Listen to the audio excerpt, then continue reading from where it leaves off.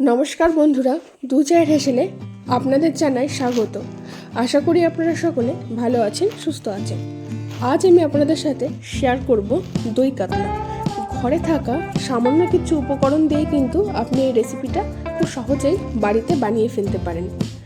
আমি আমাদের বাড়িতে কিভাবে এই দই কাতলা বানাই চলুন এটাই আপনাদের সাথে শেয়ার করছি। প্রথমে আমি এখানে 6 থেকে 7 পিস মতো কাতলা মাছের পেটি নিয়েছি, আর সেগুলোকেই ভালোভাবে লবণ হলুদ মাখিয়ে নিচ্ছি। মাছগুলোকে ভালোভাবে লবণ হলুদ মাখিয়ে নিয়ে, আর দই কাতলার জন্যে যেটা লাগবে সেটা হলো অবশ্যই দই।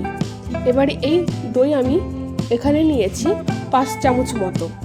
আর এই দই কাতলা রান্নার জন্য আমি নিয়েছিলাম এখানে মাঝারি সাইজের 2টো পেঁয়াজ কুচি, 5 কোয়া রসুন, 3-4টে কাঁচা লঙ্কা, আর নিয়েছিলাম সামান্য একটু আদা। সব কিছুকে ভালোভাবে পেস্ট করে নিয়েছি। আর এখানে আমি 5 চামচ মতো যে দই নিয়েছিলাম, টক দই নিয়েছিলাম, তার মধ্যে দিয়ে দিলাম 1 চামচ চিনি দিয়ে ভালোভাবে দইটাকে একবার ফেটিয়ে নিচ্ছি। এবার কড়াইয়ে পরিমাণ মতো আমি সর্ষের তেল দিয়ে দিলাম। আর তেল ভালোভাবে গরম হয়ে গেলে তার মধ্যে ফোড়নের জন্য দিয়ে দিলাম শুকনো লঙ্কা, তেজপাতা আর গোটা গরম মশলা। ফোড়নগুলো ভালোভাবে হয়ে আসলে তার মধ্যে আগে থেকে যে আমি পেস্ট করেছিলাম আদা, রসুন, কাঁচা লঙ্কা আর পেঁয়াজের, সেটাই দিয়ে দিলাম। আর ওগুলো দেওয়ার পর মিক্সারের বাটি ধুয়ে ওই জলটাও আমি ওর মধ্যে অ্যাড করে দিলাম। দিয়ে এর মধ্যে আমি দিয়ে দিলাম স্বাদ মতো লবণ। আপনারা এখানে যেমন ঝাল খেতে পছন্দ করেন সেরকম ঝাল দিতে পারেন, আমি একটু অল্পই ঝাল দিই। আর দিলাম পরিমাণ মতো হলুদ গুঁড়ো, দিলাম 1 চামচ জিরের গুঁড়ো, আর দেবো এখানে লঙ্কার গুঁড়ো। আর রঙের জন্য আমি এখানে ব্যবহার করেছিলাম কাশ্মীরি রেড চিলি পাউডার, আর দিলাম ছোট 1 চামচ ধনের গুঁড়ো। সব কিছুকে ভালোভাবে এবার নাড়াচাড়া করে নিয়ে একটু কষিয়ে নেব। কষানোর জন্য আমি মশলাগুলোকে একটু সময় নিয়ে ঢেকে রাখবো। খানিকক্ষণ ঢেকে রাখার পর ঢাকনা তুলে আর একটু ভালোভাবে নাড়াচাড়া করে নেব। এবার যখন দেখব মশলা দিয়ে চারিপাশ থেকে তেল ছেড়ে আসছে, তখনই আমি এর মধ্যে ফেটানো টক দইটা অ্যাড করে দেব।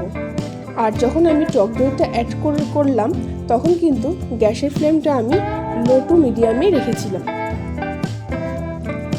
টক দই দেওয়ার পর টক দই আর মশলা ভালোভাবে সব কিছুকে মিশিয়ে নিলাম। মেশানো হয়ে গেলে এবার আমি আগে থেকে যে গরম জলটা করে রেখেছি সেটাই এর সাথে অ্যাড করে দিলাম। এবার জল দেওয়ার পর, গরম জল দেওয়া হয়ে গেলে জল দেওয়ার পর এটাকে আবার আমি কিছুক্ষণ ঢাকা দিয়ে ফুটতে দেব। তখন আমি গ্যাসের ফ্লেমটা একটু হাইতেই রাখলাম। এবার কিছুক্ষণ ফোটার পর আমি এর মধ্যে ভেজে রাখা কাতলা মাছগুলোকে দিয়ে দেব।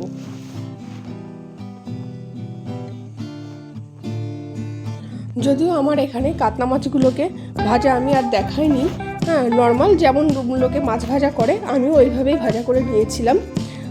তা ওই মাছ ভাজাগুলোই আমি এখানে অ্যাড করে দিলাম। অ্যাড করে দিয়ে আমি হালকা হাতে মাছগুলোকে একটু এদিক ওদিক করে নিচ্ছি। এবার এর মধ্যে আমি দিয়ে দেব স্বাদ মতো চিনি, আর দেব সামান্য পরিমাণে গরম মশলা, আর উপর থেকে 1 চামচ ঘি ছড়িয়ে দেব। সমস্ত কিছু দেওয়া হয়ে গেলে একদম লো ফ্লেমে আমি কিছুক্ষণ ঢাকা দিয়ে রাখবো। কিছুক্ষণ ঢাকা দিয়ে রাখার পর আমি গ্যাসের ফ্লেমটা অফ করেও আরও একটু সময় ওইভাবে রেখে দিয়েছিলাম। তৈরি হয়ে গেল আমার দই কাতলা। তাই আপনাদের এই রেসিপিটি কেমন লাগলো অবশ্যই কমেন্ট করে জানাবেন, আর ভালো লাগলে লাইক এবং শেয়ার করে দেবেন।